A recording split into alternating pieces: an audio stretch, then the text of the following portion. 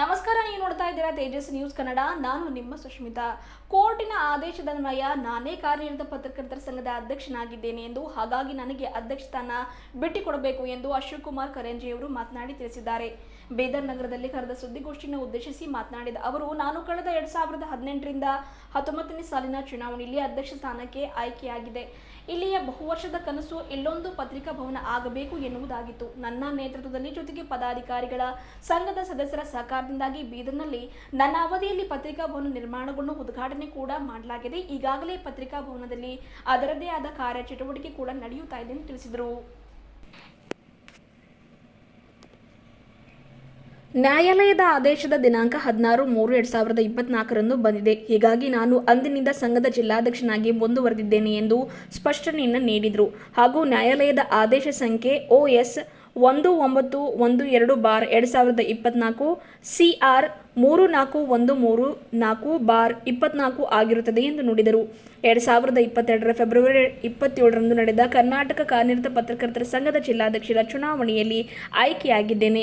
ಹೀಗಿರುವಾಗ ಸಂಘದ ಪದಾಧಿಕಾರಿಗಳ ನಿರ್ಣಯದಂತೆ ಜಿಲ್ಲಾ ಪ್ರಧಾನ ಕಾರ್ಯದರ್ಶಿಯವರ ವಿರುದ್ಧ ಸಭೆಯಲ್ಲಿ ನಿರ್ಣಯ ಕೈಗೊಂಡು ರಾಜ್ಯ ಸಂಘಕ್ಕೆ ಕಳುಹಿಸಲಾಗಿತ್ತು. ಆದರೆ ರಾಜ್ಯ ಸಂಘದ ಸತ್ಯ ಶೋಧನೆ ತಂಡ ಜಿಲ್ಲೆಗೆ ಆಗಮಿಸಿ ಜಿಲ್ಲಾ ಪ್ರಧಾನ ಕಾರ್ಯದರ್ಶಿಯವರ ವಿರುದ್ಧ ಕೈಗೊಂಡ ನಿರ್ಣಯದ ಸತ್ಯಾಸತ್ಯತೆಯ ಪರಿಶೀಲನೆ ನಡೆಸುವ ಬದಲು ಪ್ರಭಾರಿ ಅಧ್ಯಕ್ಷರನ್ನಾಗಿ ಗಣಪತಿ ಡಿಕೆ ಅವರನ್ನ ಕಾನೂನು ಬಾಹಿರವಾಗಿ ನೇಮಿಸಿದರು. ರಾಜ್ಯ ಸಂಘದ ಈ ಕಾನೂನು ಬಾಹಿರ ಕ್ರಮದ ವಿರುದ್ಧ ನಾನು ನ್ಯಾಯಾಲಯದಲ್ಲಿ ದಾವೆ ಹೂಡಿ ನ್ಯಾಯ ಪಡೆದುಕೊಂಡಿರುತ್ತೇನೆ ಎಂದು ಈ ಮೂಲಕ ಮಾತನಾಡಿ ತಿಳಿಸಿದರು. ಈ ಬಗ್ಗೆ ನ್ಯಾಯಾಲಯದ ಆದೇಶ ಯಾರಾದರೂ ಪಾಲನೆ ಮಾಡದಿದ್ದರೆ ಅವರ ವಿರುದ್ಧ ಕೂಡ ಒಂದು ಕಠಿಣ ಪ್ರಕರಣ ದಾಖಲಿಸಲಾಗುವುದು ಎಂದು ಈ ಮೂಲಕ ಎಚ್ಚರಿಕೆ ಕೂಡ ನೀಡಿದರು.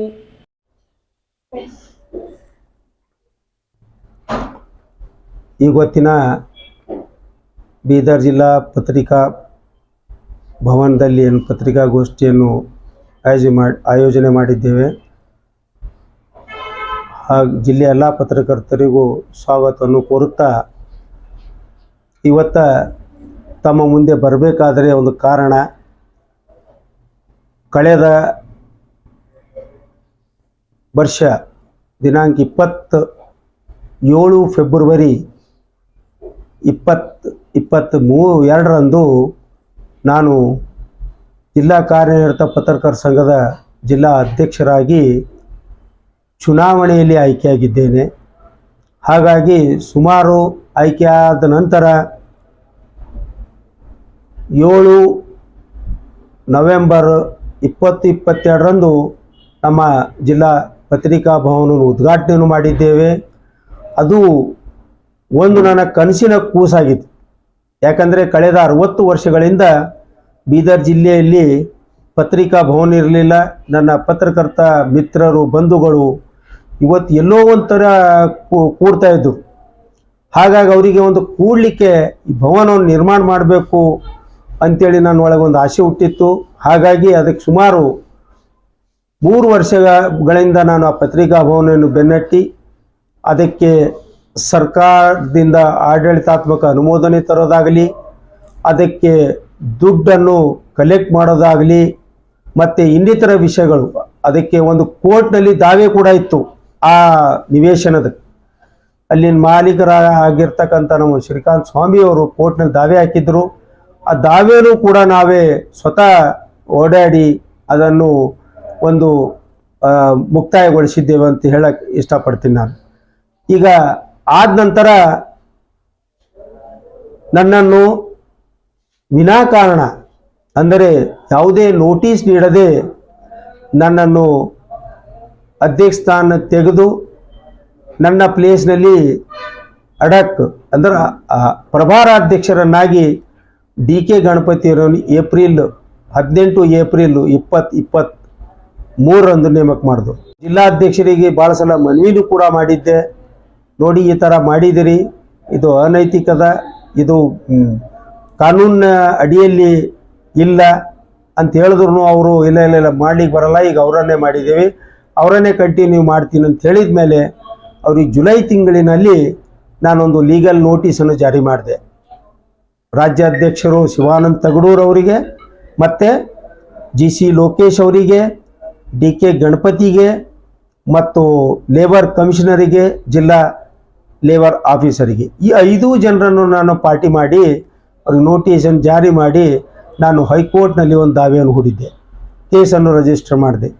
ಕೇಸ್ ರಿಜಿಸ್ಟರ್ ಮಾಡಿದ ನಂತರ ಒಂದು ಹಂತಕ್ಕೆ ಬಂದು ಒಂದು ಲೇಬರ್ ಕಮಿಷನರಿಗೆ ಒಂದು ಲೆಟರನ್ನು ಆದೇಶವನ್ನು ಮಾಡ್ತು ಹೈಕೋರ್ಟ್.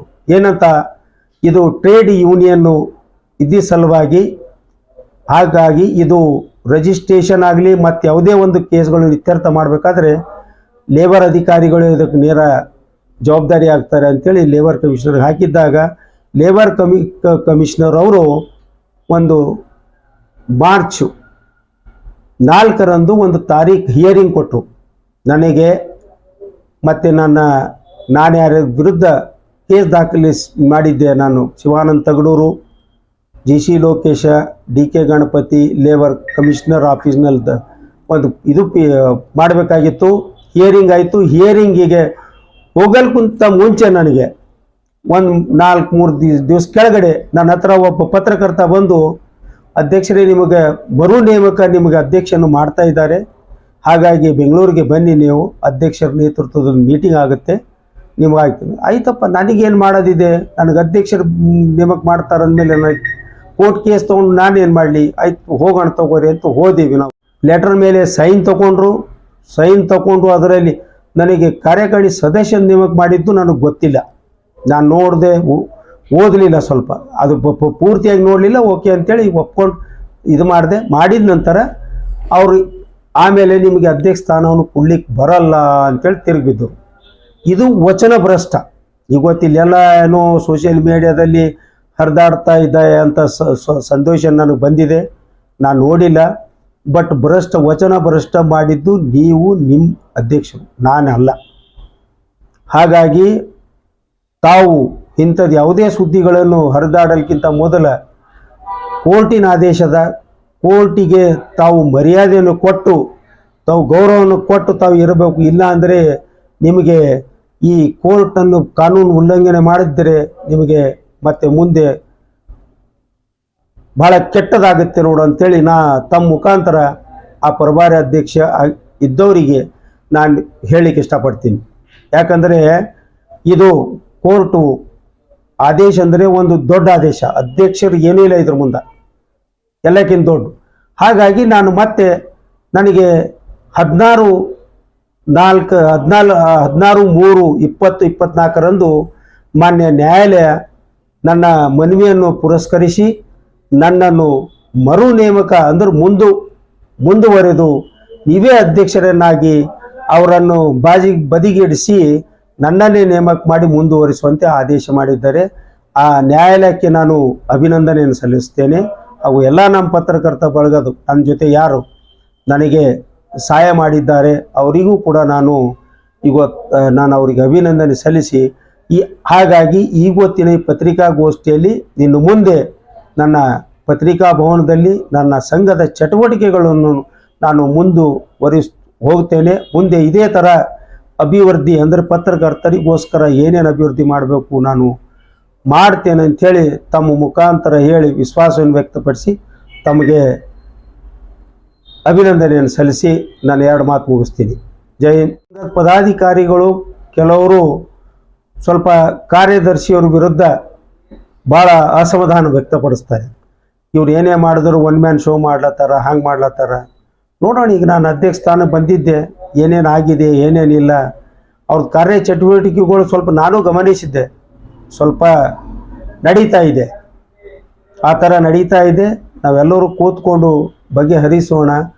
ಮತ್ತು ಏನೇನು ನಮ್ಮ ಪತ್ರಕರ್ತರ ಜೊತೆ ಏನೇನು ಅನ್ಯಾಯ ಆಗ್ತಾ ಇದೆ ಅದನ್ನು ನಾನು ಸರಿಪಡಿಸ್ತೀನಿ ಅಂತ ಹೇಳಕ್ಕೆ ಇಷ್ಟಪಡ್ತೀನಿ.